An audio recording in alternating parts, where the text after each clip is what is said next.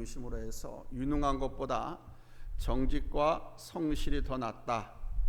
유능한 것보다, 유명한 것보다 정직과 성실한 것이 더 중요하다. 이런 제목으로 함께 은혜를 나누겠습니다. 세계적인 강철회사, 미국의 강철회사 회장인 카네기가 후계자를 지명하자 전 세계의 눈이 그곳으로 쏠렸습니다. 도대체 얼마나 훌륭한 사람이 강철왕 카네기의 후계자가 되는가? 모든 사람들이 궁금했습니다. 이 강철회사 카네기 회사에는 중역들 가운데는 석박사 학위를 갖고 뛰어난 IQ가 천재급에 해당하는 사람들이 꽤 많이 있었습니다. 탁월한 내노란 인재들이 다 여기에 모여 있었습니다. 그런데 카네기가 자기의 후계자로 지명한 후보는 그 공장 청소부 출신의 찰스 쉬브였습니다. 찰스 쉬브가 카네기 회장의 후계자로 지명 발표되자 너무도 뜻밖이어서 전 세계 기업가들은 자리를 노리고 있던 사람들은 다 깜짝 놀랐습니다. 왜 그러냐면 이 찰스 쉬브는 최종 학력이 초등학교 졸업이거든. 초등학교밖에 못 나왔습니다. 그 회사에는 박사들을 비롯한 IQ 천재급에 해당한 인재들이 그렇게 많았는데 학력도 없는 이 사람이 그 막강한 강철회사의 카네기 회장의 후계자로 회장으로 임명이 된 겁니다. 그게 얼마나 놀라운 일이었겠습니까? 이 찰스 쉬브가 카네기 회사에 처음 들어올 때는 공장 잡부로 들어왔습니다. 그래서 공장 청소부로 입사를 했습니다. 청소부로 들어온 그는 그냥 마당하고 정원만 쓸면 되는데 그 의무보다도 더 많은 일들을 했습니다.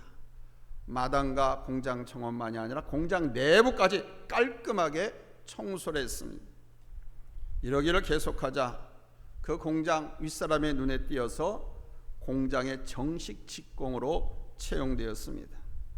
직공으로 채용된 뒤에도 언제나 그는 의무를 초월해서 일을 했습니다. 다른 사람보다 2시간 더 일했습니다. 어떤 때는 그 일을 마치지 못하면 밤을 새우기도 했습니다. 이것이 카네기 눈에 띄어서 카네기가 자기 비서로 일하게 했습니다.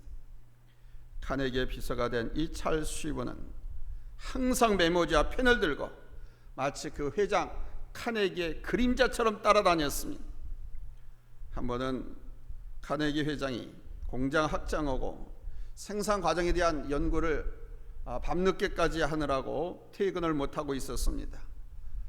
새벽 1시경이 다 돼서 이제 퇴근을 딱 하려고 했는데 문을 열고 나와봤더니 그 비서 찰스 쉬브가 메모지와 펜을 들고서 문 밖에서 계속 서서 기다리고 있었던 겁니다. 그래서 아무도 없는 줄 알았는데 새벽이니까 이 카네기 회장이 깜짝 놀랐습니다. 아니, 왜 아직도 퇴근하지 않았어? 아니, 회장님께서 퇴근하지 않고 회장님이 언제 저를 부르실 줄 모르는데 어떻게 제가 자리를 비웁니까? 제가 비서 아닙니까? 카네기는 집이 회사하고 멀었습니다. 그래서 부자 아닙니까? 자기 집서부터 회사까지 철도를 놨어요. 그래서 전용 철도를 타고 출퇴근했었던 겁니다. 그래서 집에서 출발하면 언제쯤 온다는 거 대충 아니까 카네기가 회사에 딱 도착하 내리면 바로 그 자리에 찰스 쉬브가 메모지와 펜을 들고 서서 기다렸습니다. 항상 그랬습니다. 늘 이 쉬브는 진실했고 정직했고 성실했습니다. 이런 성품이 있었기에 이 그의 인격이죠. 정직, 성실, 이거는요 인격입니다. 생활 습관이 아니에요. 인격이에요, 인격. 이런 인격을 가진 사람이었기 때문에 그가 끝내 대강철회, 세계적인 강철 회사의 회장이 된 겁니다. 이대로. 이 카네기는 쉬브에게 회장 자리를 물려주면서 이렇게 말했습니다. 물론 쉬브가 아유 고맙습니다. 그렇게 받지 못했죠. 사양을 했습니다. 나는 초등학교도 다 못 나왔고 아는 것도 없고 기술도 없고 그런데 어떻게 제가 이 회사를 물려받습니까? 못합니다 그랬더니 이 카네기 회장이 이렇게 말한 겁니다. 자네 그 겸손한 성품, 정직하고 성실한 그 성품, 그 바탕 위에 우리 회사는 앞으로 더 크게 성장하리라고 나는 믿는다. 이 회사가 성장하는데 만약 학력이, 인재가 필요하다고 하면 그거 아무 걱정하지 마라. 돈 주고 사람 사면 된다. 고용하면 된다. 그 무엇보다 중요한 것은 바로 당신과 같은 그 정신과 자세가 정말 중요한 거다. 그러니까 아무 걱정하지 말고 박사들 다 채용해서 써라. 박사들을 비서로 써라. 그러면서 자리를 물려줬다는 겁니다. 이 슈버는 청소부였습니다. 잡부였습니다. 그러나 정직하고 성실하였기 때문에 사람들에게 인정받고 하나님에게서 복을 받아 성공한 인물인 겁니다. 이 사람에 대해서는 여러분들이 즉시 인터넷이나 스마트폰으로 확인해도 나옵니다. 죽도록 충성한 자에 대한 하나님의 법칙은 넘치는 축복으로 보상하는 것입니다. 사도 바울은 하나님께서 자기에게 사도의 직분을 준 것은 하나님께서 자신을 충성되이 보셨기 때문이라고 고백하고 있습니다. 충성, 이 말은 헬라 원문에 보면은 미쁘다, 신실하다, 성실하다, 진실하다와 같은 뜻으로 쓰입니다. 신약에서 충성된 사람이란 바로 충성된 종, 충성된 청지기, 충성된 증인같이 맡은 임무에, 주어진 임무에 최선을 다해서 부지런히 그 일을 수행한 사람들이란 뜻입니다. 사도 바울을 비롯해서 디모데, 두기고, 실라, 오네시모는 다 충성한 사람, 성실한 사람들이었습니다.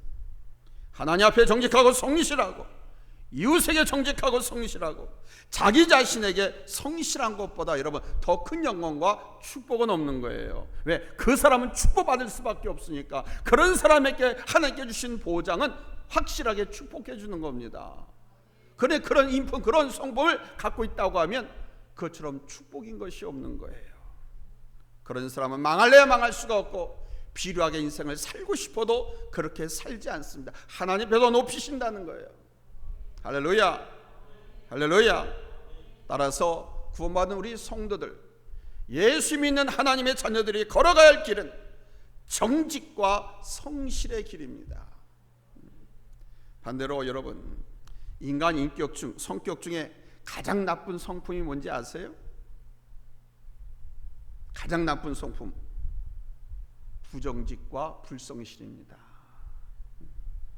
불성실을 가지고는 그 외에 아무리 좋은 것들을 다 갖춰도 결국은 다 소용없게 되고요, 사람을 더욱 위험하게 만듭니다. 고등상위권, 악랄하고 아주 고등적인 그런 범죄자, 그런 사람만을 양상할 뿐인 겁니다. 여러분, 사람이 아무리 능력이 많고 잘났다고 해보십시오. 그 사람이 정직하지 못하고 성실하지 못하면 여러분 어떻게 되겠습니까? 그런 사람들은 이재에 빠릅니다. 지혜에 빠릅니다. 결국 매국하는 길로 가게 되고 국민이라든가 모든 사람들, 가족들을 다 수렁으로 몰아가는 그런 일밖에 못하는 거예요. 잠시 잠깐 자기만을 위해서 그렇게 살아서 성공하는지 모르지만 파국은, 결국은, 종국은 멸망으로 가는 것입니다. 결국 불의의 도구로 쓰여질 수밖에 없는 것입니다. 그러므로 우리 예수 믿는 사람들은, 성공을 꿈꾸고 행복한 사람을 꿈꾸는 사람들은 성실과 충성, 진실이 삶의 바탕이 되셔야 됩니다. 아멘. 그 사람 믿을 수 있어. 그 사람은 든든해. 누가 보더라도 그 사람은 정말 신실한 기독교인이야, 이렇게 평가를 받을 수 있어야 돼요. 그게 진실이고 성실이고 충성입니다. 우리 예수님의 별명이 바로 진실, 성실, 충성이었습니다.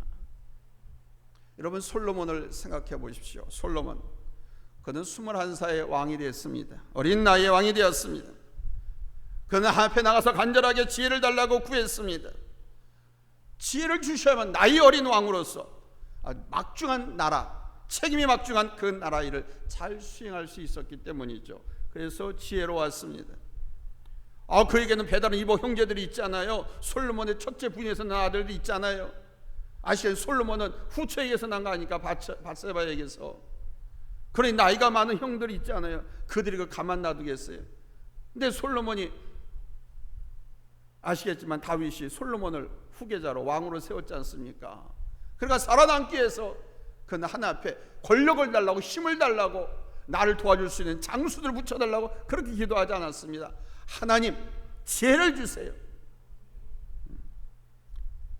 그랬더니 하나님께서는 지혜를 줬을 뿐만 아니라 뭐도 줬어요? 부귀와 영화도 주셨어요. 전쟁 없이 나라가 평안해서 40년간 왕으로서의 영화를 누렸습니다. 그러나 여러분, 이 솔몬이 나이가 많아 세상을 떠났을 쯤에 그의 마지막 한 가지 소원이 있습니다. 성경에 보니까 나의 마지막 한 가지 소원이 있는데 그 소원이 뭐냐? 하나님, 이제는 지혜가 아니라 정직과 성실을 주세요 라고 기도합니다. 하나님, 내 입에서 허탄한 말을 하지 않게 해주세요. 내 입에서 허탄한 말, 거짓말, 이간질시키는 말, 쓸데없는 말, 원망 불평하는, 신앙이 없는 말, 이런 말 하지 않게 해주세요. 죽기 전에 이 소원을 이루어주세요. 이렇게 기도했습니다. 허탄한 말은 거짓말입니다. 이간질시키는 말입니다. 원망하고 불평하는 신앙이 없는 말입니다. 실천하지 못하는 허풍입니다. 뻥입니다. 그렇게 살지 않게 해달라고 하나님 앞에 소원을 빌었습니다. 청년 때의 그의 소원은 지혜였지만 세상을 살고 나서 인생을 끝날 무렵에 그의 소원은 정직과 성실이었습니다. 다시 말씀드리면 그가 그렇게 살지 못했다는 거지요. 내 마지막에 하나님의 은혜를 다 누리고 나서 깨달은 거니 정직과 성실이 나에게 부족했다. 그래서 정직하게 살 수 있도록 정직한 영, 그 다음에 성실을 달라고 하나님 앞에 기도했던 겁니다. 또 다윗을 봅시다. 다윗은 범죄하였음에도 불구하고 그 일생은 하나님 마음에 합한 사람이었지요. 범죄한 다윗이었습니다. 살인자였습니다. 남의 아내를 빼앗은 나쁜 놈이었습니다. 그런데도 하나님 마음에 합한 사람이라고 성경은 땅땅땅 고지하고 있어요. 그 이유가 무엇인지 아십니까? 정직과 성실입니다. 다윗은 성실과 공의로 정직하게 살았습니다. 나쁜 짓을 했지만 주의 종이 지적하니까 즉시로 회개했지 않습니까? 즉시로 그 앞에서 회개했습니다. 도망가는 게 아니고 부끄럽다고 숨은 것이 아니고 그 앞에서 회개했습니다. 머리를 찌르면서 피가 나도록 온몸을 다 풀고 죄를 뒤집어쓰고, 심지어 자기 아들, 그렇게 간음해서 난 자식 하나님께서 죽였지 않아요. 그러고도 하나님 원망하지 않았습니다. 하나님 앞에 회개했습니다. 그게 하나님 마음에 들었던 거예요. 그게 그의 정직이었고 그게 공의 성실이었습니다.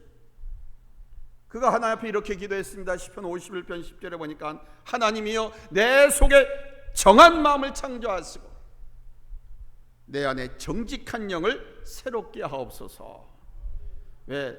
내 안에 오신 성령님은 정직하고 깨끗한 영 아닙니까? 그런데 자기가 성령을 못 줬음에도 불구하고 죄를 지었다 이겁니다. 그러니 하나님 내가 회개합니다. 그러니 깨끗하게 해주세요. 거룩하게 해주세요. 바로 이런 다윗의 힘성을 보시고 하나님은 그를 보호하시고 왕으로 삼으셨던 겁니다. 자, 이제 오늘 본문으로 돌아와서 사도 바울의 모습을 살펴보려고 합니다. 그럼 사도 바울은 어떤 사람이었습니까? 첫째로 사도 바울은 과거에도 정직하고 성실하게 살았습니다. 예수를 만나기 전에도 성실하고 정직하게 살았습니다. 그런데 그 정직과 그 성실이 폭행자요, 박해자로, 죄인 중에 괴수로 살았습니다. 예수를 믿지 않았을 때에 그는 세상에서 법에 저촉되지 않고 그 법을 철저하게 준수하고 지키면서 예수 믿는 사람들, 우리 예수님에 대해서는 박해자요, 폭행자요, 핍박자요, 죄인 중에 괴수로. 그가 그렇게 고백하고 있습니다. 얼마나 솔직합니까? 아니다라고, 지금은 변화돼가지고 예수 믿어서 새 사람 되었다라고 변명하지 않습니다. 죄인 중에 내가 괴수였다. 하나님 앞에 징벌을 받아서 죽어도 한두 번이 아니라 100번 1000번 죽어도 쌀 그런 괴수였다라고 고백을 한 겁니다. 부끄럽지만 그는 과거를 숨기려 하지 않았습니다. 변명하려 들지 않았습니다. 내가 죄인의 괴수라고 깨끗하게 과거를 인정했습니다. 이 모습에서 사도 바울이 얼마나 정직한 사람인가를 짐작할 수 있습니다. 요나와는 정반대의 모습이죠. 요나는 하나님과 맞섰지요. 그 맞선 게 뭡니까? 피해서 도망가는 겁니다. 숨는, 이게 하나님과 맞서는 겁니다. 회개하는 건 그 자리에서 아이고 내가 잘못했습니다, 나를 던지세요, 나를 죽이세요 그러면 되는데 그는 도망가잖아요. 근데 사도 바울은 어떻습니까? 부활하신 예수를 만나고 난 후 이렇게 완전히 사람이 바뀝니다. 과거의 죄를 다 인정하고 고백하고 새 사람이 되려고 하나님 앞에 나를 살려달라고, 나를 도와달라고 하나님 앞에 간구합니다. 사실 그는 과거에 진리에 대해서 무지했습니다. 진리가 누굽니까? 예수 그리스도거든요. 예수 그리스도에 대해서 무지했습니다. 그래서 핍박했습니다. 예수를 핍박했지만 그 예수를 핍박하는 것이 유대교에 대한 열심이었습니다. 그게 유대교의 정의였습니다. 유대교의 성실한 거였습니다. 얼마나 그가 유대교에 성실했으면 예수를 핍박하고 스데반 집사를 돌로 쳐 죽였습니다. 다메섹까지 가서 도망가 피나 숨어 지내는 예수 그리스도를 믿는 사람들을 붙잡으려고 뒤쫓아갔습니다. 체포영장 대제사장에서 받아가지고 그는 많은 잘못을 저질렀습니다. 그러나 그는 그 나름대로 자기가 속해 있는 유대교의 열심당원으로서 하나님의 율법을 철저하게 지키려고 하고 또 그것 때문에 그런 범죄를 저질렀 겁니다. 그 자기가 섬기던 그 유대교에 그렇게 철저하게 정직하고 충성을 했던 겁니다. 그렇게 하는 것이 그는 하나님을 위하는 것이고 율법을 지키고 사수하는 것이라고 믿었기 때문에 그렇게 신실했습니다. 오늘 보면 13절에도 보면 알지 못하고 행하였습니다 그랬습니다. 과거의 잘못을 정직하게 고백하는 겁니다. 그 모습을 보시고 우리 예수님은 이 사울을 사도 바울로 선택하신 겁니다. 그의 정직한 모습, 예수를 알지 못했지만은 예수를 알지 못했던 자기가 주어진 직무에 성실한 충성을 다한 그걸 본 것이, 아 이런 놈 내가 바꾸어서 내 종으로 쓰면 아 나를 위해서 죽기까지 충성을 다하겠구나. 예수님께서 이미 그걸 꿰뚫어 보시고 그를 사도로 세우신 겁니다. 그는 성실했기 때문에 그 전에 자기가 소중하게 여기던 그 모든 것, 학위, 지위, 권세, 부 아무 미련도 갖지 않고 다 배설물처럼 여겼습니다. 버렸습니다. 체면이고 뭐고 하나도 돌아보지 않았습니다. 우리가 놓치기 쉬운, 실수하기 쉬운 문제가 바로 이겁니다. 그래, 세상 명예, 권세, 존경, 칭찬, 인정, 그래 이건 다 포기할 수 있어. 그런데 끝까지 포기하지 않는 게 뭐냐? 체면입니다. 체면, 명분, 여기에 많이 넘었습니다. 근데 사도 바울은 그것까지도 뛰어넘었습니다. 자기가 그렇게 생각했던 것, 소중히 여겼던 것, 자기가 그것을 가지려고 얼마나 노력했습니까? 그래서 가말리엘 문화생이 되었고 정말 장래가 촉망되는 아주 위대한 인물이었지 않습니까? 그런데 그 모든 것을 잘못했다고 깨달았습니다. 이 잘못한 것을 깨닫는데도 그는 성실했습니다. 성실했기 때문에 돌아설 수 있었던 겁니다. 두 번째로 그는 현재에도 정직하고 성실했다는 사실입니다. 정말 사도 바울은 진실하고 솔직한 사람이었습니다. 사도 바울은 진리의 말씀을 묵상하면서 귀중한 것을 많이 깨달았습니다. 그것은 바로 예수님께서 우리 같은 죄인을 구원하시려고 세상에 임하셨다고 하는 사실, 예수님의 성육신, 그리고 자신은 죄인 중에 괴수임을 확실히 깨달은 것입니다. 교회 대제사장 다른 사람들 보지 않고 자기가 지은 죄, 이걸 깨달은 거예요. 다른 사람 비교하지 않아서 자기가 어떤 놈이었는가, 얼마나 나쁜 놈이었는가, 거기에 비해 예수는 누구신가, 이거를 절실하게 깨달은 것입니다. 그래서 로마서 7장 15절 말씀에 보면 내가 행하는 것을 내가 알지 못하노니 곧 내가 원하는 것은 행하지 아니하고 도리어 미워하는 것을 행함이라 그랬습니다. 그러면서 로마서 7장 24절에서 오호라 나는 건고한 사람이로다. 이 사망의 몸에서 누가 나를 건져내랴 그랬습니다. 탄식했습니다. 그러니까 고민이 있고 갈등이 있는 자기 자신을 그대로 성실하게 고백했습니다. 위선 떨지 않았습니다. 그는 위장이나 가식이 없었습니다. 하나님 앞에서 그는 너무나도 정직한 모습, 신실한 모습, 가식이 없는 모습으로 섰습니다.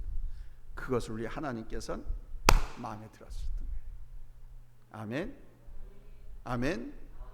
실수할 수 있습니다. 죄 지을 수 있습니다. 그러나 그걸 깨끗하게 인정하고 하나님 앞에 용서해달라고. 이런 나도 쓰실 수 있습니까? 주께서 하라 하시면 하겠습니다. 주께서 명하시면 하겠습니다. 그러나 나는 할 수 없사오니 주님이 하십시오. 주님이 나를 인도해 주십시오. 나는 주님의 인도하심을 쫓아서 목숨 걸고 죽기까지 따라가겠습니다. 이게 사도 바울의 신앙 고백. 그런 사도 바울을 우리 하나님께서는 들어서 사용하신 줄로 믿습니다.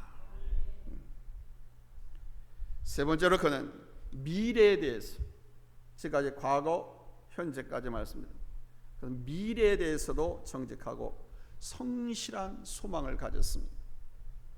내 할 일을 성실하게 내가 하고 그 다음 것은 전적으로 하나님께 맡기는 신앙을 가졌습니다. 그러니까 죽고 사는 것도 뭐 어떤 로마의 관원에게 있는 것 아니고, 사람에게 있는 것이 아니고 하나님께 달려있다고 믿었습니다. 이렇다 저렇다 불평 한마디 하지 않았습니다. 그래서 앞으로 다가올 미래에 대해서 자신이 정직과 성실함으로 걸어온 결과를 생각하고 오히려 그는 감격했습니다. 내가 정직과 성실하게 걸어온 이 길 하나님께서 상 주실 것이다. 아멘. 갚아주실 것이다. 주님께서 나를 맞이하려고 기다리고 준비하고 계실 것이다. 이렇게 생각하면서 고난과 아픔과 핍박과 죽음까지도 맞이했습니다. 디모데후서 4장 7절로 8절 우리 한번 읽겠습니다. 찾았으면 아멘합니다. 합독하겠습니다. 시작. 나는 선한 싸움을 싸우고 나의 달려갈 길을 마치고 믿음을 지켰으니 이제 후로는 나를 위하여 의의 면류관이 예비되었으므로 주 곧 의로우신 재판장이 그날에 내게 주실 것이며 내게만 아니라 주의 나타나심을 사모하는 모든 자에게도니라. 자기는 당연히 주님께서 줄 거이다, 이게 감격하고 기대하고 고대하고 있는 거예요.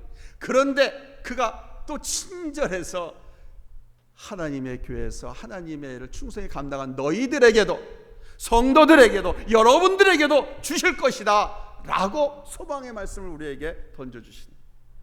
아멘. 현재 정직과 성실을 갖고 충성을 다하고 앞으로 닥칠 미래 그 충성이 받을 상급에 대해서 조금 더 의심하지 않으니까 성도들에게도 너희에게도 이런 상이 있다. 그러나 이 상급에 대한 소망을 갖고 성실하게 살아라, 정직하게 살아라. 성실과 정직은 충성으로 이어지는. 아멘. 그래서 충성을 다하라고 권면하고 있습니다. 죽도록 충성을 다한 그 충성에 대한 우리 하나님의 법칙이 뭐라고요? 축복으로 갚아주시는 겁니다. 아멘. 그냥 죽도록 고생만 하고 충성만 하다 그냥 천국 와라가 아닙니다. 성경에 보니까 배나 겸하여 받고 누구는 100배로 축복을 받고. 아멘. 근데 이 말씀을 할 때 사도 바울이 어떤 상황이냐면 조금 있으면 며칠 언제인지 몰라 로마 감옥에서 사형당할 것을 뻔히 알면서 이 말을 한 겁니다. 이 사도 바울은 정말 우리 예수님께 성실하고 충성을 다한 분입니다. 그가 충성을 다한 것도 바로 예수님께서 자기의 진실성을 인정해 주셨기 때문입니다. 나를 충성되이 여겨서 쓸만한 사람으로 보아서 내게 직분을 맡겨주셨으니 내가 무슨 말을 하리요 그러잖아요. 핍박자여 폭행자였지만 그래도 알지 못하고 한 것을 하나님께서 알아주셨으니까 감사하고 기다려 주었으니까 감사하고 잘못한 것 허물된 것이 그렇게 많았어도 그 깊은 곳에 있는 진실 하나만은 인정해 주신 그 예수님, 예수 그리스도가 너무 고마웠던 거지요. 그래서 그는 예수 그리스도께 생명을 다 바친 것입니다. 자기가 생명을 다 바친 그 예수 그리스도에 대해서 그래서 신약 성경의 3분의 1을 그가 다 기록한 겁니다. 내가 핍박했던 예수가 하나님이셨고, 내가 핍박했던 그 예수님은 나를 사랑하셔 사도로 쓰셨고, 우리가 미워하고 거부하고 부정하고 거짓하고 반대하고 핍박했던 예수지만 여러분들이 회개하고 예수를 영접하고 그분께 충성을 다하면 하나님께서는 내게 주신 이런 영광과 축복처럼 여러분들에게도 축복으로 보상해 주실 것입니다. 그러니 쫄지 마시고 두려워하지 마시고 세상으로 나가지 마시고 배도하지 마시고 하나님께 충성을 다하십시오. 하나님은 축복으로 보상하십니다 라고 힘주어서 권면하고 있는 것입니다. 잊지 마십시오. 성도에게 있어서 정직과 성실은 생명과도 같은 것입니다. 교회가 세상 사람들로부터 비방을 당하고 지탄을 받는 이유는 바로 이 정직과 성실함을 보여주지 못하기 때문입니다.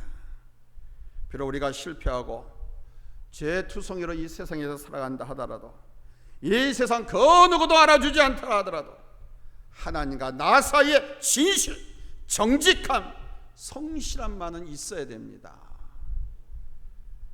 여러분, 사람과 원수가 되며 안 보면 돼요. 근데 하나님과 원수 맺으면 어떻게 내가 빌 겁니까? 어떻게 천국 갈 겁니까? 어떻게 나를 도와달라고 하나님 앞에 기도할 겁니까? 하나님께는 충성을 할 대상이지 하나님을 나의 성공과 출세의 액세서리로 도구로 사용하셔는 안 돼요.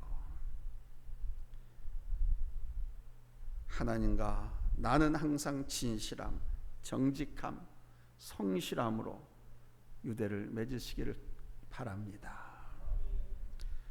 그럴 때 우리는 주님께로, 세상으로 나가서도 다시 주님께로 돌아갈 수 있고 다시 충성을 할 수 있는 겁니다.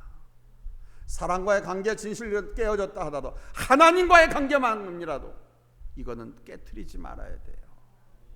그래야 다시 충성할 수 있고 다시 축복을 받을 수가 있어요. 우리의 작은 진실을 믿어주는 예수 그리스도께 내 생명을 바칠 수 있습니다. 그런데 오늘날 교회 다닌다고 하면서도, 아니 예수 믿는다고 하면서도 성실하지 못한 사람이 얼마나 많습니까? 정직하지 못한 경우는 또 얼마나 많습니까?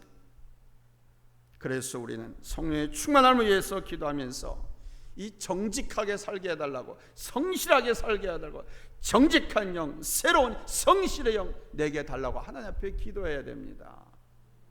하나님이 가장 인정하시고 좋아하시고 축복하시는 인격, 바로 성실과 정직입니다.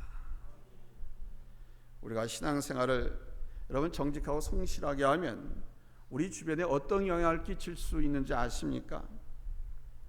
여러분의 직장생활을 정직과 성실함으로 하며 나가면 여러분의 직장 동료나 상사들이 여러분을 어떻게 생각하겠습니까?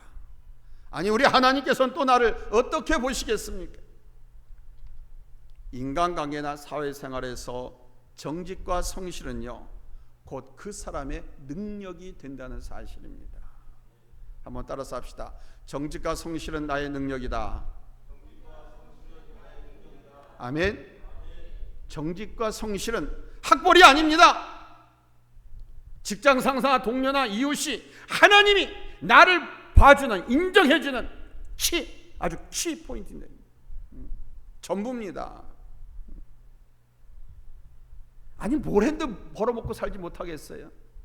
그러나 많은 사람을 섬길 수 있는 그런 지위나 위치, 많은 사람을 섬길 수 있는 부를, 성공을 소망한다고 하면 이 정직과 성실로 여러분 다 무장하시기 바랍니다.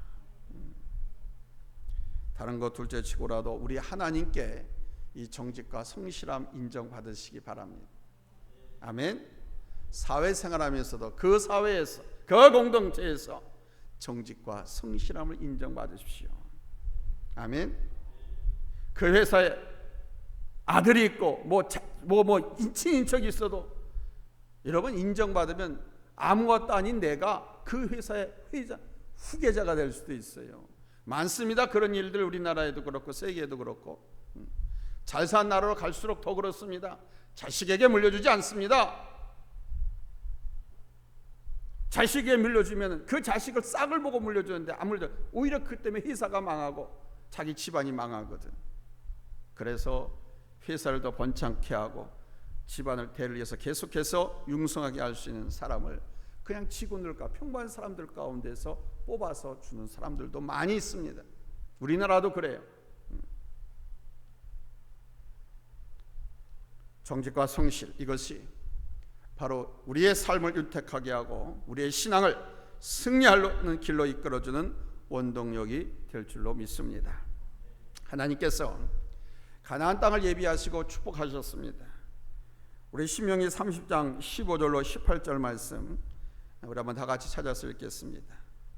신명기 30장 15절로 18절입니다. 잘쓰면 아멘 합니다. 합독합니다. 시작. 보라, 내가 오늘 생명과 복과 사망과 화를 내 앞에 두었으니 곧 내가 오늘 내게 명령하여 내 하나님 여호와를 사랑하고 그 모든 길로 행하며 그의 명령과 규례 법도를 지키라 하는 것이라. 그리하면 내가 생존하며 번성할 것이요 또 내 하나님 여호와께서 내가 가서 차지할 땅에서 내게 복을 주실 것임이니라. 그러나 내가 만일 마음을 돌이켜 듣지 아니하고 유혹을 받아 다른 신들에게 절하고 그를 섬기면 내가 오늘 너희에게 선언하노니 너희가 반드시 망할 것이라. 너희가 요단을 건너가서 차지할 땅에서 너희의 날이 길지 못할 것이니라. 아멘. 여호와를 사랑하라. 하나님의 명령과 규례와 법도를 지켜라 말씀하십니다. 여러분, 이 말씀이 무엇을 의미합니까? 하나님 앞에서 정직하게 살라는 겁니다. 하나님 앞에서 성실하게 살라는 것입니다. 하나님의 말씀 명령을 지키면서 성실하게 살라는 뜻입니다. 그리하면 하나님께서 내가 차지할 땅에서 복을 누리며 살게 되리라고 말씀하고 있어요. 가정과 직장에서, 교회에서 정직하지 못하고 성실하지 못했던 것이 무엇인가 여러분 스스로 한번 점검해 보시기 바랍니다. 그리고 가족들에게, 동료나 친구들에게 또는 윗사람에게, 특히 교회에서 하나님과 약속한 것, 하나님께 소원하고 내가 지키지 못한 것이 없었나 살펴보시기 바랍니다. 하나님은 그 약속, 그 소원을 지키기를 기다리고 계시거든요. 근데 너무 하나님 기다리게 하면 큰일 납니다. 잊지 마십시오. 하나님은 여러분의 정직과 성실함을 원하십니다.